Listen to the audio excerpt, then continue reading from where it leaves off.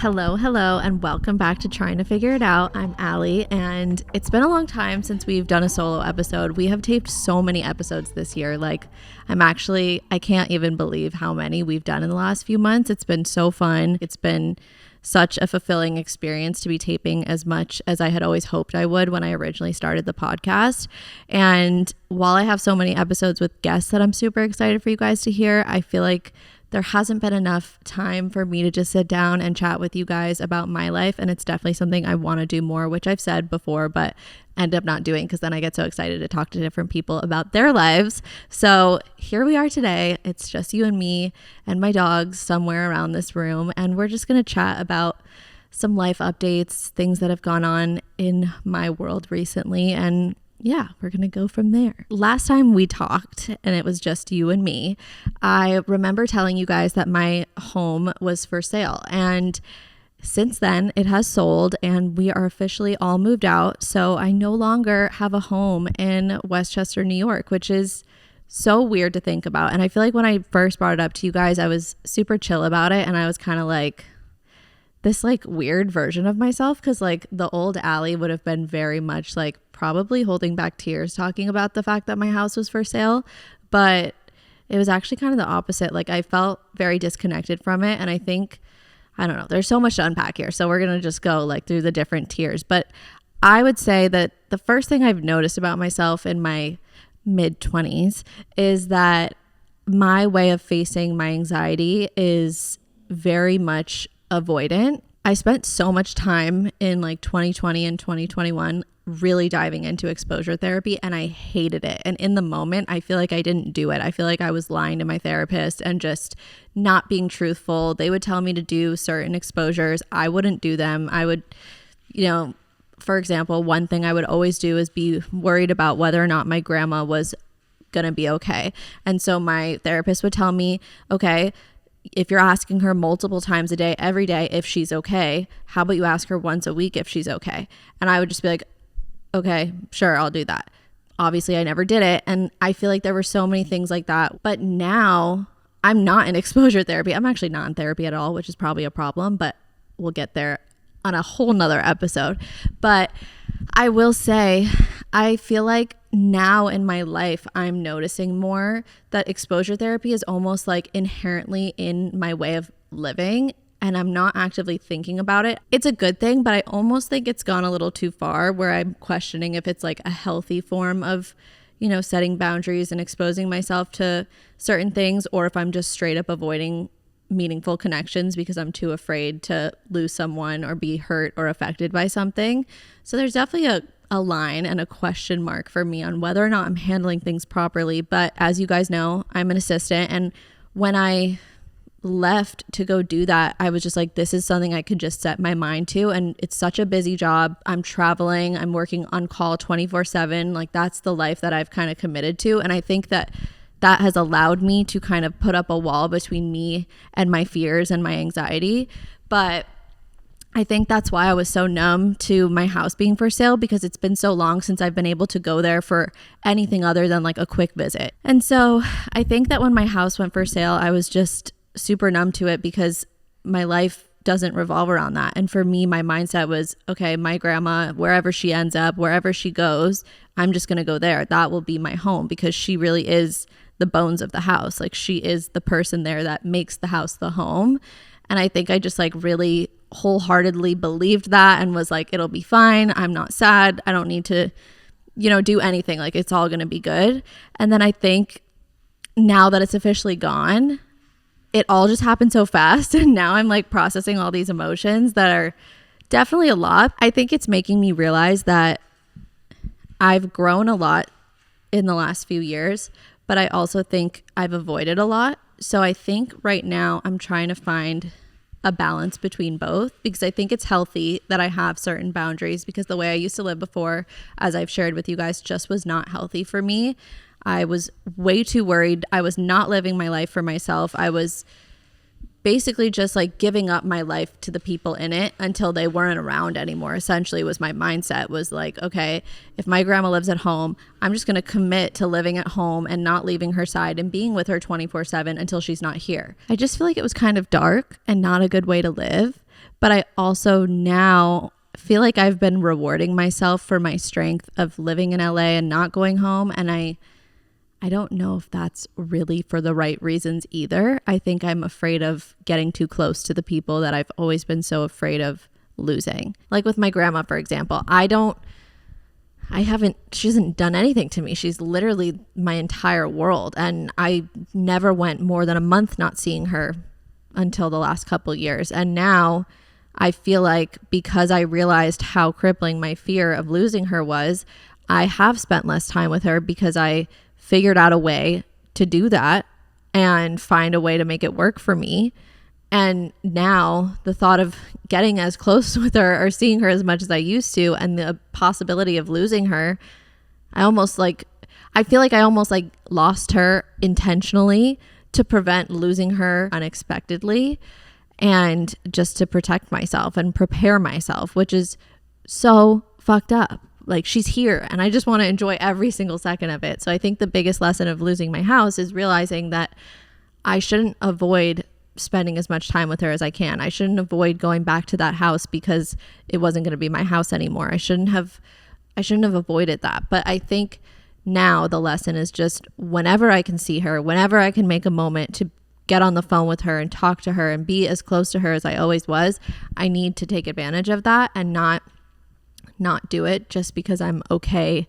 Like, I'm as if I'm like preparing myself for the worst. I don't want to live that way, but it's really hard not to. So figuring that out because I definitely haven't. I feel like I've learned a lot throughout this experience and I'm definitely in a different mindset than I was when I first talked to you guys about it. I'm definitely feeling a lot more emotions. I think the truth is I am sad. Like, I am sad that my house is not my house anymore, even though I know that it's not the place, it's the people in it. I know that, but I am sad and I think it's okay to like just be okay with being sad. I think I'm sad that I didn't take every opportunity I had to go be there and soak up every moment I could in my living room where I used to rot on the couch and in my bedroom where my grandma and I slept together for 20 years. I would have sleepovers and friends would sleep in another room because I wouldn't sacrifice one night sleeping with my grandma. Like, I was a crazy person. Like,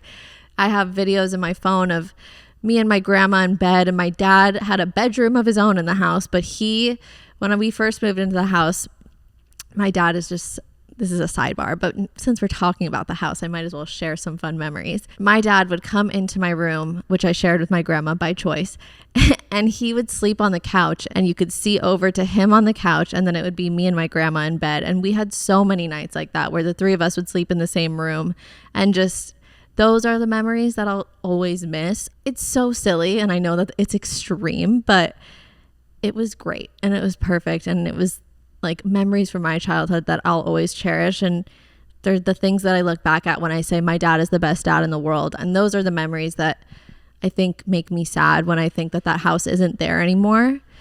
And I think my grandma said it really well because I was on the phone with her when she was moving out and I was talking to her and I was just asking her how she was feeling, which of course she refused to be emotional about anything because she's so strong.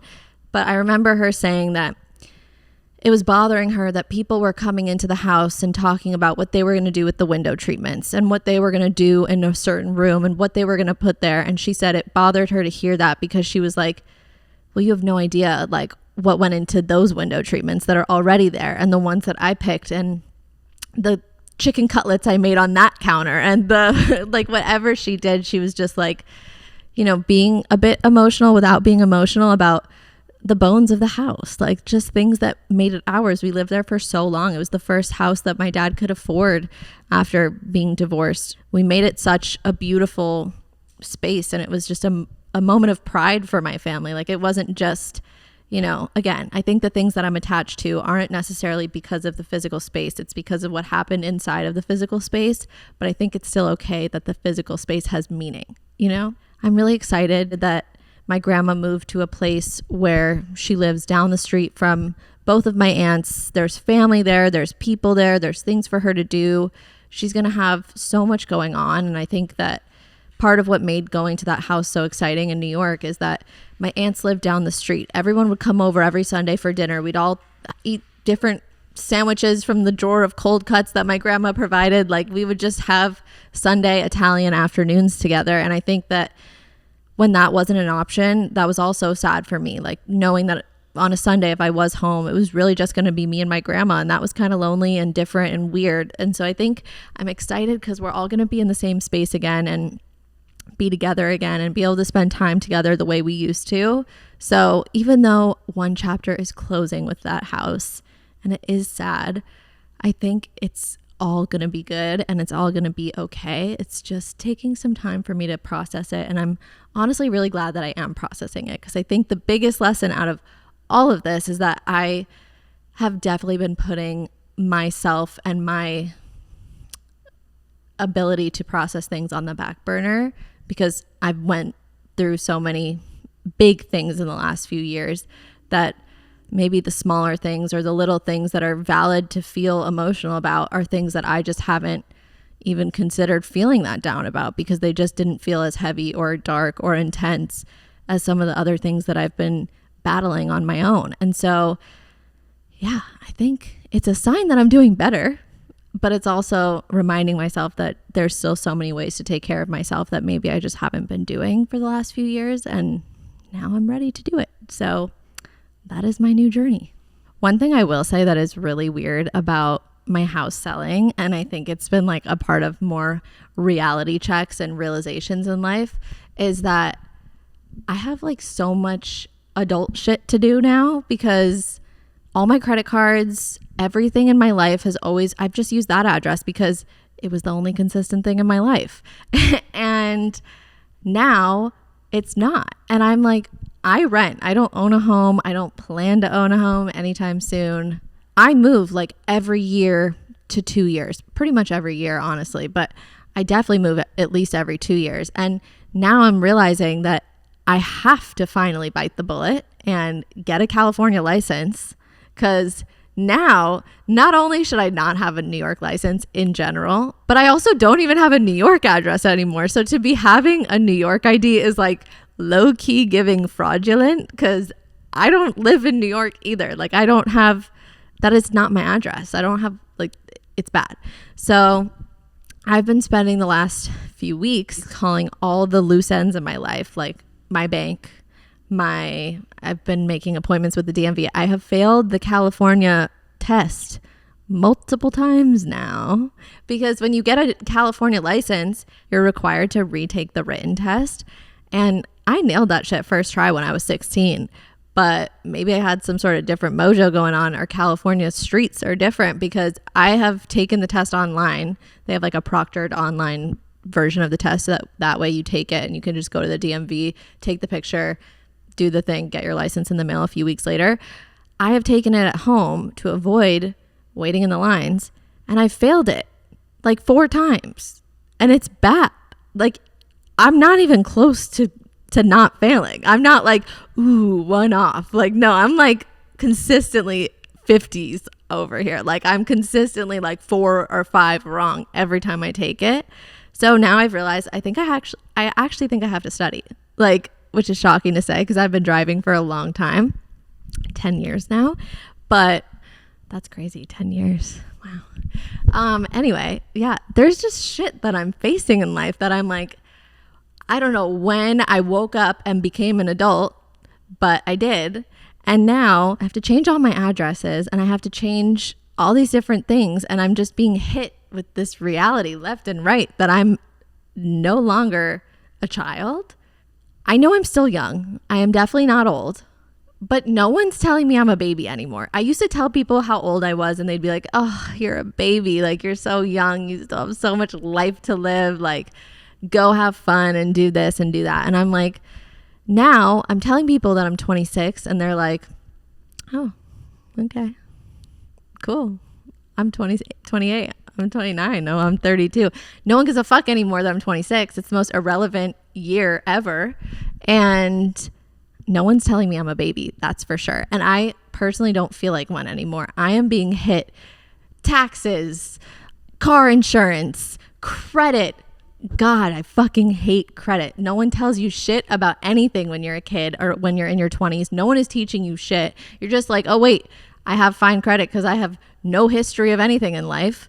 And I have a job where I'm making X amount a year, and then these credit card companies approve you, and you don't have any money to pay your debt off, and you think you have all this money because you have a credit limit, but you actually don't. A lot of people do face a lot of these things maybe at an earlier age. I would like to put a disclaimer there. I know that, but I am experiencing it right now, and it's been affecting me in a lot of ways. Like, I don't have health insurance anymore off of my dad's plan because I just turned 26, and I don't have jobs where I get health insurance.